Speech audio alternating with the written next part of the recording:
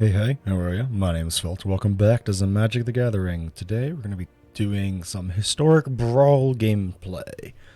We're going to be using Sigarda, Heron's Grace to play Human Tribal inside of the queue. Now this isn't something that I'm super used to playing. I don't really play Tribal decks in the first place. On top of that, I don't really play Selesnya decks either. This is going to be a bit of a thing for me. The reason I wanted to do this is because the inclusion of Sigarda Heron's Grace makes this a much safer deck, and it allows your more powerful creatures to become hexproof, or your keep the enemy down style creatures like Thalia, Guardian of Thraben, or Thalia Heretic Cathar. It allows them to stay a lot more powerful and a lot safer. Same for stuff like Baird, Steward, or Vargave. It allows them to just kind of sit there and be problematic childs to your opponent. Overall, our win cons are typically through stuff like Sigarda Summons, where we'll eventually put +1 counters on stuff and go big. Stuff like Sigarda Champion of Light, where you put +1/+1 counters on everything. Use stuff like Realm Walker to be able to play humans off the top of our deck. Oketra's Monument to just kind of start going wide with our human tokens. And I believe we have Draw through Takashia's Welcome. There's a couple of enchantments in here, like Anointed Procession, which play into that, as well as Intangible Virtue, making creature tokens guarantee you have the +1/+1 and Vigilance, which is just overall really nice. The stuff from Oketra's already comes in with Vigilance, but it helps any other tokens that you make through other various effects, such as Maja, or Maha. I don't actually know how to say this name. Or stuff like, goodness gracious, where's the thing that I'm looking for? Where did it go? Where did it go? Well, Second Harvest as well, making just a bunch of free tokens. Join the Dance is another big one that we can use. Pledge of Unity is a pretty powerful thing. Torrens makes a ton of tokens for you. There we go. There's something I was looking for. I'm losing my mind. I've been recording too much lately. I apologize. We also do run a couple of board wipes in here. We run a Farewell, just in case we just want to clean up the board and vanquish the Horde to play a little bit of fair magic. We also do run a couple of cards like Rally the Ranks to make everything just get a little bit bigger, a little bit of removal with Kenriths and Swords to Plowshares in here. And Blizzard Brawl to maybe do some fighting. Lots of protection with Veil of Summer, Tamiyo's Safekeeping, Tyvar's Stand, and Snakeskin Veil to keep Sigarda herself safe, not so much the humans, but Sigarda safe. We have a couple of ways to ramp. We have a handful of random artifacts that are just mana rocks for us. We have an Into the North, an Explore, a Harrow, and a Cultivate in here for our mana ramp. A couple of things that do synergize pretty well with that, with Tireless Tracker and Briarbridge Tracker. Overall, this deck's been pretty fun for me. It's been a nice change of pace to play something a little different than just blue decks. Let's hop into some gameplay, and let's see how this all pans out. Alright, our Human Tribal is going up into Landfall Tribal, most likely, with a Tatiova Benthic Druid. We don't have any ramp, and it's mostly 3-drop, so as much as I love having Fiend Hunter, Briarbridge, and Oketra's, we mull. This is a much better hand because of Esper Sentinel on 1, meaning if my opponent tries to ramp...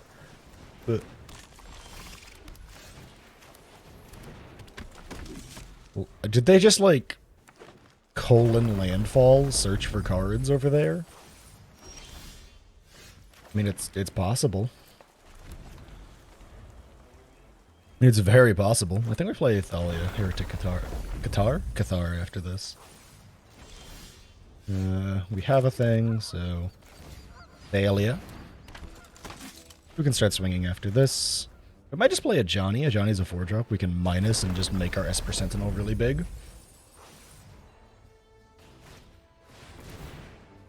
Thanks for the card. I do kind of want to find a way to kill off this thing soon enough, but it's not really a huge deal. Mill isn't really a big deal in this format, when, on average, you'll find more cards that are answers, right? Oh, whoops. This needs to be white mana.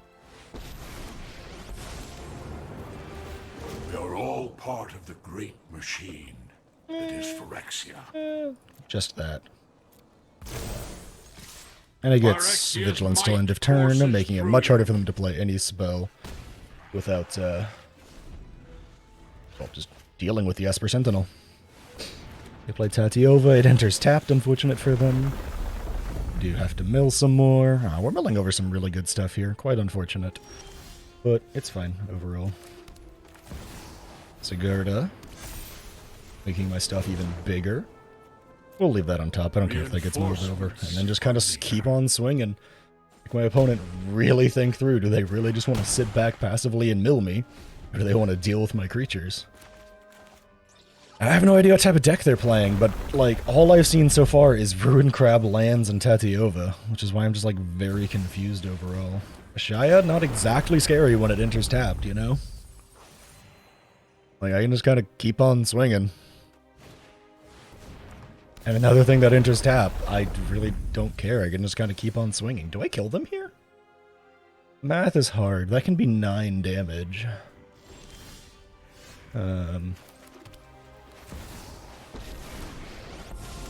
Let's do it like this. This is your fight. Give it vigilance. So now they have to block, first of all. Which means that they lose their commander.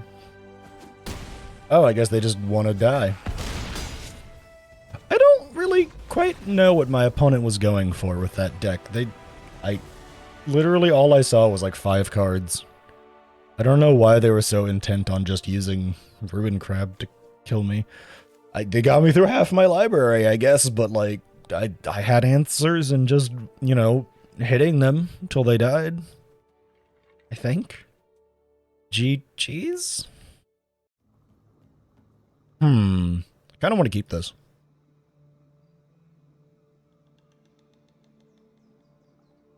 Or my game's going to crash. Alright, well, we'll be back in a minute. Alright, take 2. The game's really telling me to not keep this hand, actually. Much better. Okay, not like much better, but better. You can also kindle with transformation the errata whenever it lands on board, which will be nice, because then that means it loses all abilities, which is nice. Plains, Inspector, we vibe. We vibe. I might pop the clue, like, instantly here. Played Snow-Covered Plains, but we might try and get, how much do they have? 7? Let's just draw a card. I don't have very much card draw on this deck, so I want to draw cards when I can, honestly.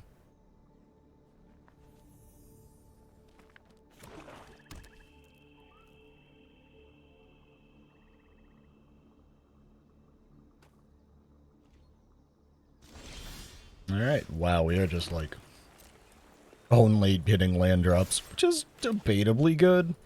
Sigarda's a 5 cost, but you know, I don't think I mentioned in my intro that being able to make white human soldier creature tokens can be pretty powerful, honestly. Let me pop the clue token now. No reason not to. Other Sigarda, hello. I guess we try and play it and see what happens, and by see what happens, I mean it probably gets counterspelled because my opponent is playing blue-black. My opponent is playing blue-black and literally doing nothing. This is all very confusing. I don't get people who do this. You know, opponent, that's a really nice elk you got there.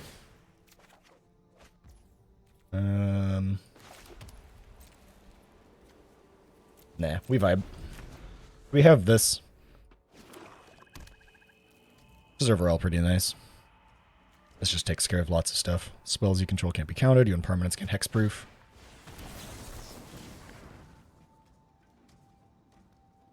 I mean, they could counter it, but it's still a good card. And if they counter it, well, that gets out 2 spells for my opponent for free. Or if they try and double kill Sigarda here. Yeah, that's fine.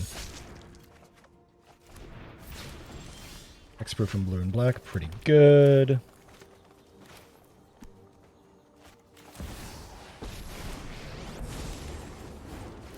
Every job is an opportunity to learn. May your peace last. Nice. So we took care of our opponent's thing again. Now, they can just get it back, but at the moment they can't. And they concede.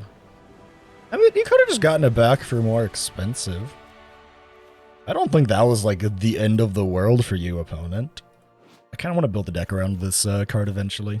I feel like that'd be fun. But yeah, GG's, I guess. On to the next. Opponent goes first. We have 2 of our tap lands immediately An Intangible Virtue and Torrens, who makes a bunch of tokens. As well as just Return to Nature, which hits a lot of stuff, which I feel like would be pretty good into a Tamio deck, right? Or they're playing Venerated Rot Priest, and I literally want to unalive myself. I hate this card. If you play Standard in any way, shape, or form, you also hate this card. It's got to be one of the most boring cards of any format ever. It is way too pushed to be a 1-drop. Alright, well, at least you got a dub by drawing the Ass Pirate.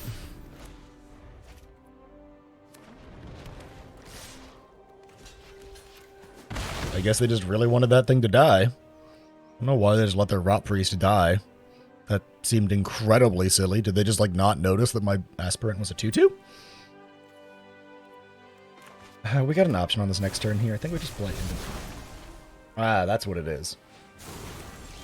Yeah, they're just... Okay, so they're literally just playing Tamio Poison. Which, I'm not gonna lie, at that point you should probably just play Azuri. Yeah, I think on this next turn we play Torrens and then Intangible Virtue, probably. Assuming we're allowed to live. Man, my opponent is quite boring, huh?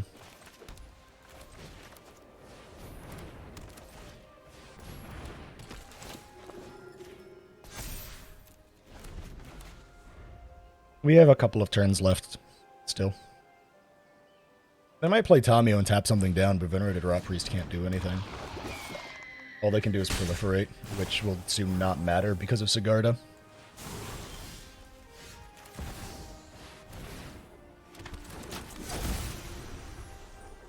And now all of my stuff except Sigarda is hexproof, so... Sure, they can tap it down on this turn if they play Tamio, but soon enough, I'll be able to play Veil of Summer. They don't know that, but I know that. If they're just going for hard proliferate wins, I'm not really concerned.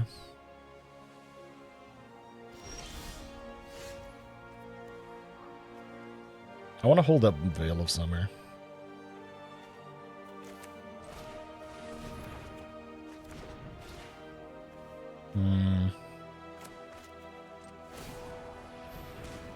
Yeah, let's just exile something, make a token.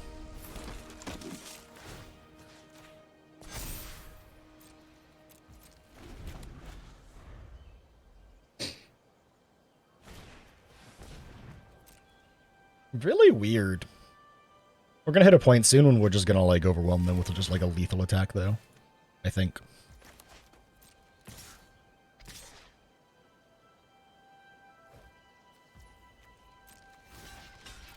Kill the thing that allows them to proliferate on creatures entering. The poison counters don't matter that much. Hopefully I find a way to get Sigarda to have vigilance. That'd be really nice.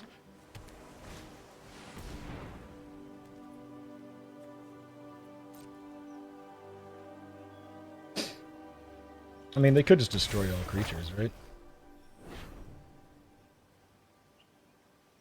I don't know if this works, but we'll try it. I just want to draw a card even if it doesn't work. Okay. Okay, so all of my tokens are bigger than their tokens now, which is pretty cool. I wish I had Sigarda summons. Yeah, well, I can't win them all. Just play this. And then... My tokens have vigilance and have +1/+1 counters on them opponents, so, you know.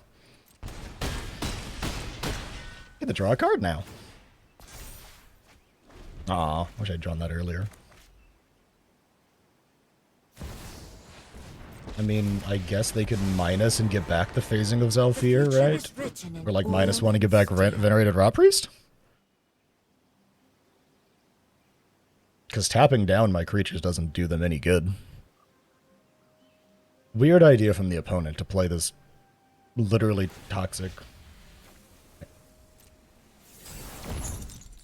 You cannot delay our victory. Okay, well, throw that down. Go and kill Tamio. Oh, so you're just gonna sack all your tokens? Okay. You know they don't have an answer then. You know they don't have an answer if they are sacking every single token to make sure. Holy cow. I have 4 tokens. I mean, you could double block them. Yeah, go for it. You could kill off like 2 of them.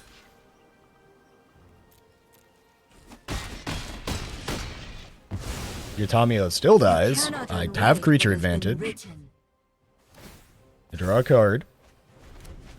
Fortunately, stuff doesn't have +1/+1 counters on it. It does not fly with Sigarda summons yet. Missouri. You can't pay 3, but okay. Oh no, I get to proliferate. They get to proliferate! Ah, we're going up to 8 whole poison! Why do you not just have Azuri as your commander if you're running Azuri in the deck anyways, opponent?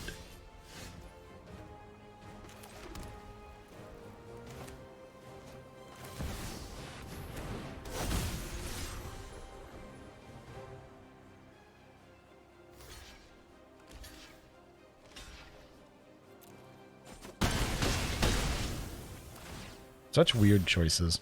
Like, I kind of get it. Like, we'll trade out stuff eventually. Oh, they can replay their commander and tap down one of my things.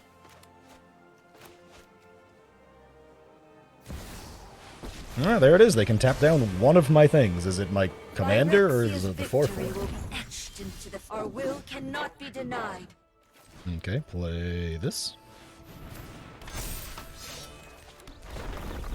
Make a human creature token. Let's exile a target card from the graveyard. What don't I want them to get back? Oh, with the Rot Priest. You want to save Tamio? Guess they do. Opponent has 3 cards. I could just die. They could have triple proliferate.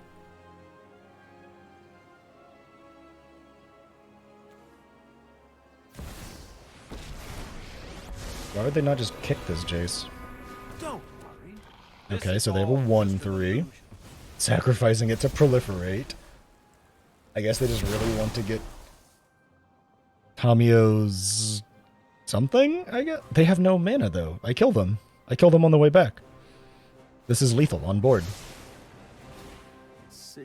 This is game, opponent.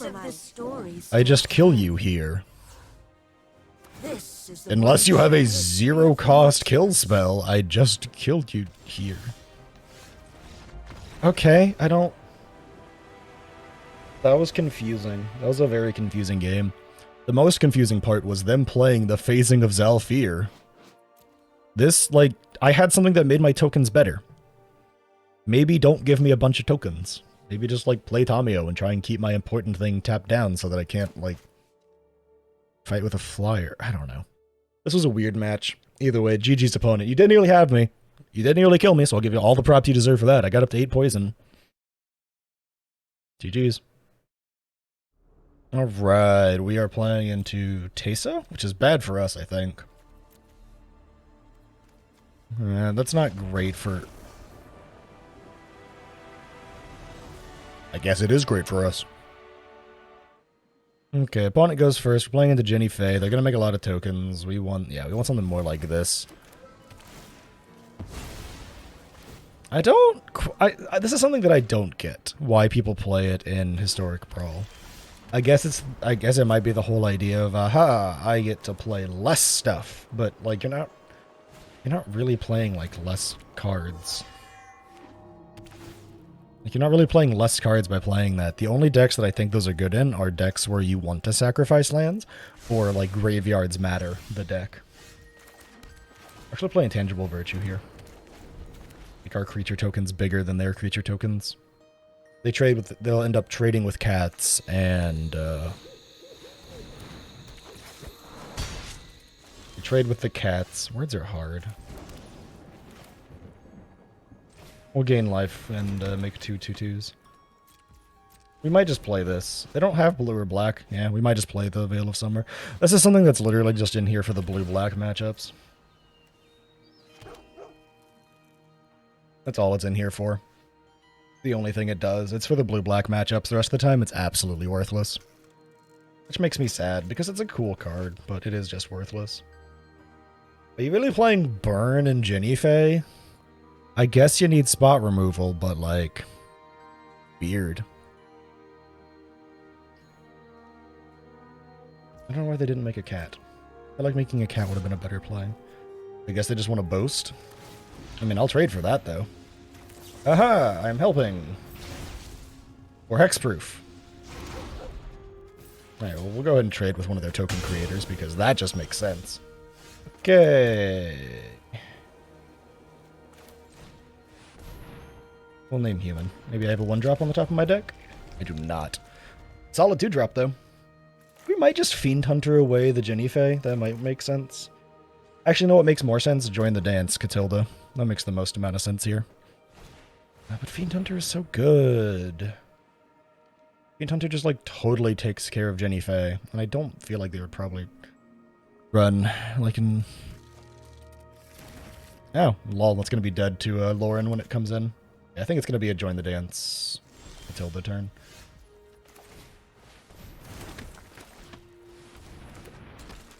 And that gives us a bunch of extra mana.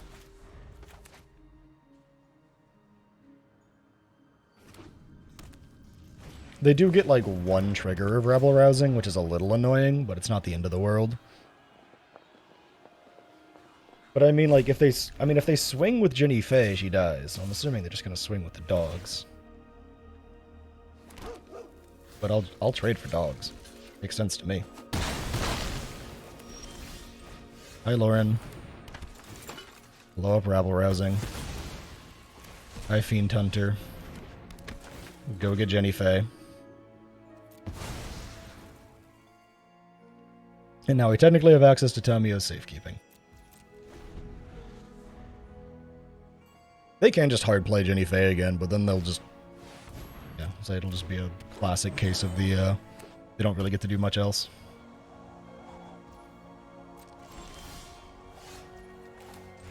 Let's join the dance. Make more stuff.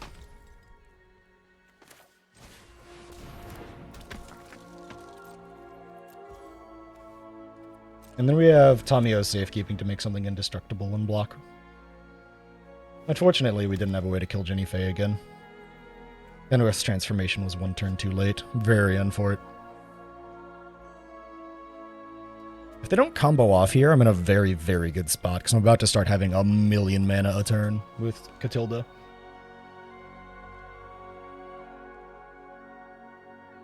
Who are my opponents going to play?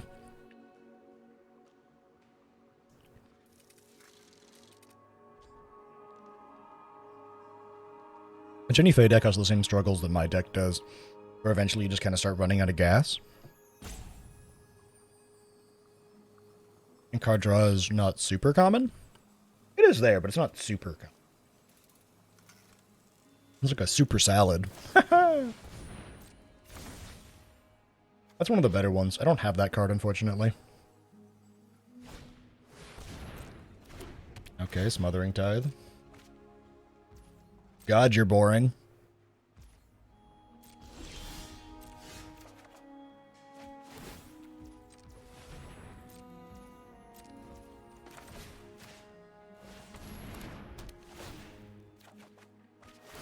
I will tap you.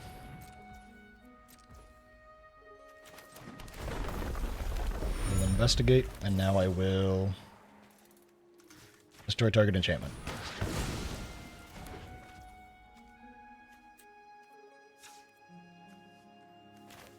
Let's go ahead and play this just so our humans get hexproof. Little sketchy. Jenny Faye does no longer do anything for them, but everything having hexproof means that they kind of have to board wipe to take care of my stuff. Or if they board wipe, they kill their own stuff, so... Eh.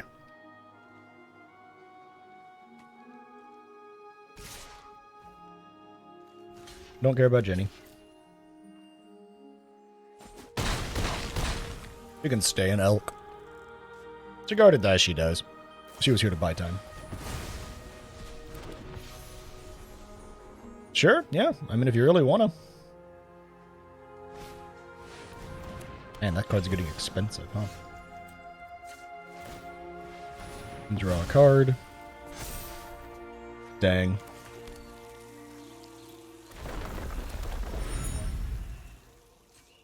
Come on, creature. Dang. Alright, let's exile something. Transformation isn't getting used again. We will vibe. And if they start swinging in, we'll probably like set up blocks and then use Catilda to massive tap for +1/+1 counters. Divine Visitation. So my opponent really is that boring of a player. Got it. I refused to put Divine Visitation in my deck. 1, because it's mythic rare and I don't have it. 2, because I find that card to be painfully boring. Painfully boring. Yeah, you didn't. It's creature tokens, opponent. Well, they are an epic here, doesn't synergize. But if they don't swing, well, easy pile of +1/+1 counters, that's for sure. God, that's so loud. I apologize. Whew. I did not think that would be that loud. Holy crap. I legitimately apologize for that. Paladin class, use Paladin class to +1/+1 everybody. I think it's one of those, like, because it's the same sound effect a million times, the game doesn't quite get what volume to put it at. That is almost as loud as my voice, according to OBS, so that is rough. What? No, where are you going? You have the OP card! I don't fault them for using it, by the way. I'm going to clarify. This isn't like a shitting on this person. Ow, how dare you use a strong card? I'm using a bunch of very strong cards. I just don't like using it because it's a tad boring and it often ends games really, really quickly. And I kind of like the grindy slog that this deck can be. I find it to be fun. GG's opponent, you probably would have had me if you'd been able to make tokens with that. Maybe cut your Voldaren Epic here. That doesn't do a ton for you. But yeah, GG's. On to the next. And that is that. That is the Sigarda Heron's Grace deck. This deck is super fun to me. It kind of is a, like, Catilda is your secondary commander style deck. But to be fair, you could also make that argument about Sigarda Champion of Light, although we didn't get to see her shine too much. I don't think I drew Oketra's Monument in a single game, which is sad because it synergizes so well with Sigarda. I don't think you got to see Maja or Maha go off, who very, very much can, like, pop off, make a bunch of tokens, make stuff get really big and go wide. But yeah, you did get to see this deck do pretty well into a handful of things.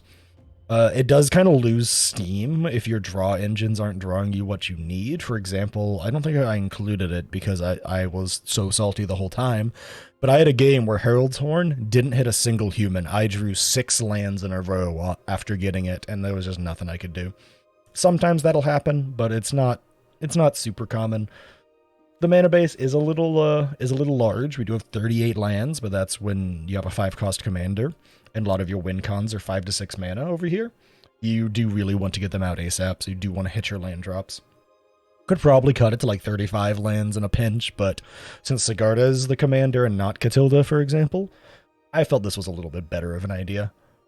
Love the deck. It's a nice, fresh change of pace for me from being the control mage. But yeah, hope you enjoyed the video. Don't forget to like, comment, and subscribe, and all that stuff. And I hope to catch you in the next one.